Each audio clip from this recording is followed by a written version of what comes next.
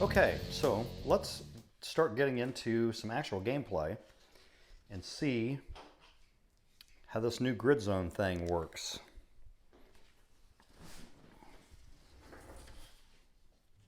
Here's the score sheet. Here's a couple teams from the AGL set, and I'm going to have Los Angeles as the home team. So they're flat on the bottom. Portland is the visiting team. I will fold them and lay their defense here on top. So what do we need to talk about? So let's talk about the team sheets a little bit. You see the power factors here, 4 and 4 are equal. So that's not a concern yet. That's something we'll get into in a later video. And you'll see that the players have rankings as they did in the previous version of GridZone, but now the rankings are a little different, and they are by position, and they're all arrayed from left to right. So you get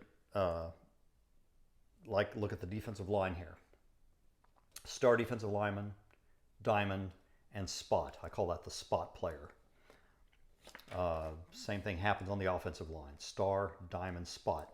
And they're lined up left to right, or they're ranked left to right like that, so that it makes it easier when you're referencing players as you get matchups from the action chart. So it's not literal in terms of having an outside linebacker on the outside or inside, or a defensive end versus a defensive tackle, or any of that stuff. It's done more for convenience sake. Let's see what else. The ratings still run from 0 to 3 as they did in the previous version of GridZone. You notice we have unit ratings listed on here.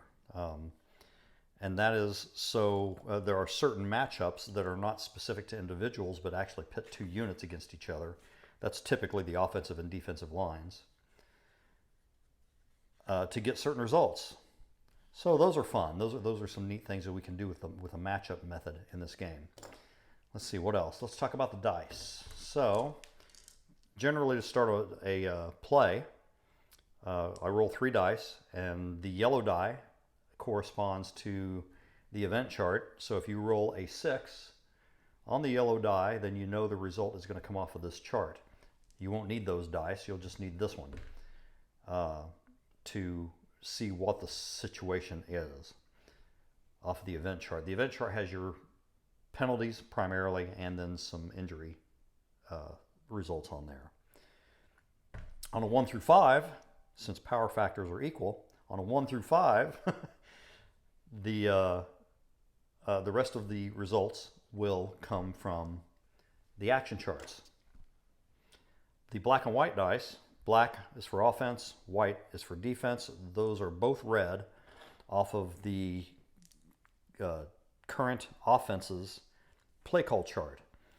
And of course, the offense has its tendencies, and the logic being that the defense, the white die, has also prepared for those tendencies and is calling plays in a similar fashion to try to match up with them, so in an advantageous way, right? And not get caught. Like, you don't want to be in a run defense against a pass or a deep pass offense, for example.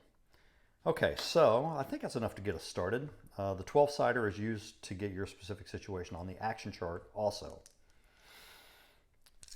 So let's roll a few plays and see what happens. So LA begins the game on offense, Portland on defense. I'll put an L over here. The score sheet has a column for chart codes on it right there. And that's where I like to actually write the result for hindsight, so I can go back and reference that later on. You don't have to do that. You can just get your whatever, the number of zones advanced, and move on. But if you like to write summaries, post online about what's going on, then sometimes being able to look back on the specific result is helpful.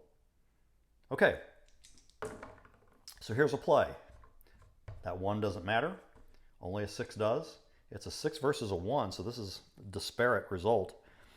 It's X versus run. So the chart code is XR7.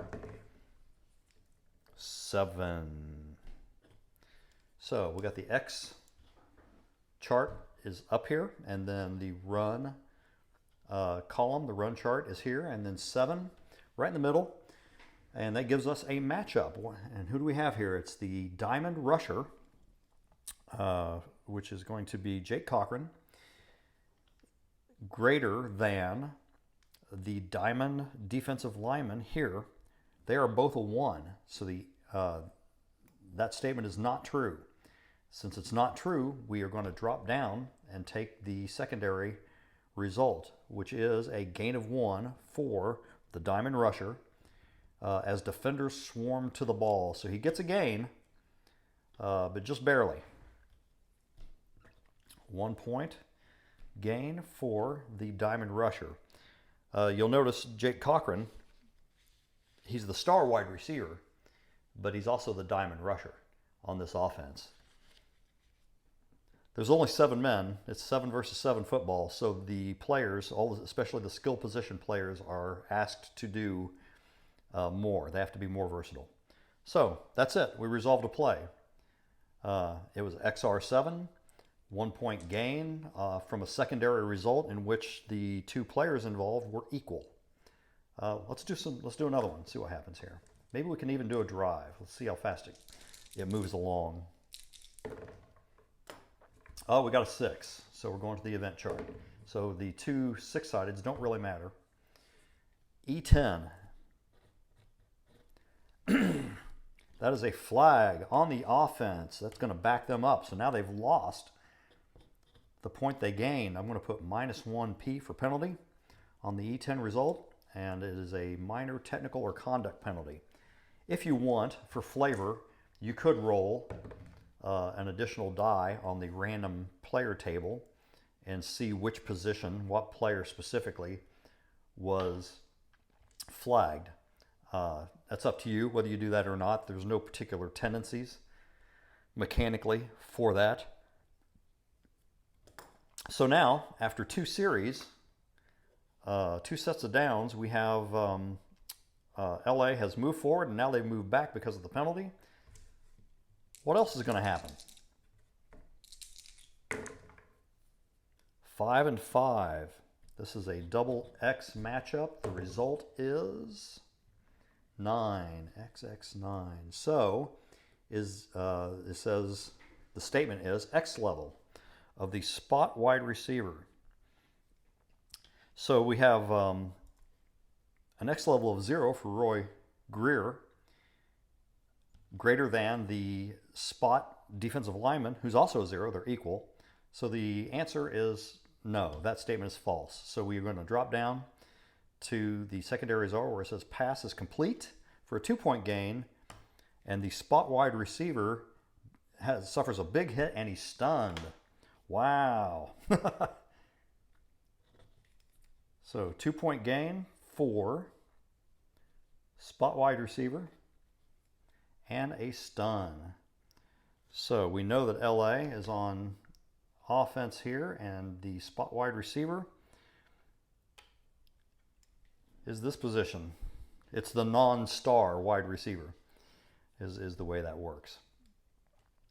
So I will put a yellow token there to indicate that particular player is stunned. So that token will remain in place until Roy Greer comes into play again as a key player. If that happens, and if and when it does, all of his skill levels are going to be reduced by 1. So 110 is him normally. So if we look at him again, he's going to be a 0, 0, and -1 the next time he comes into play. Hopefully that doesn't hurt us too bad. And then once he's referenced, then that token can be removed. But otherwise, it's just going to stay in place, and we'll see if he comes into play again. So let's do another play.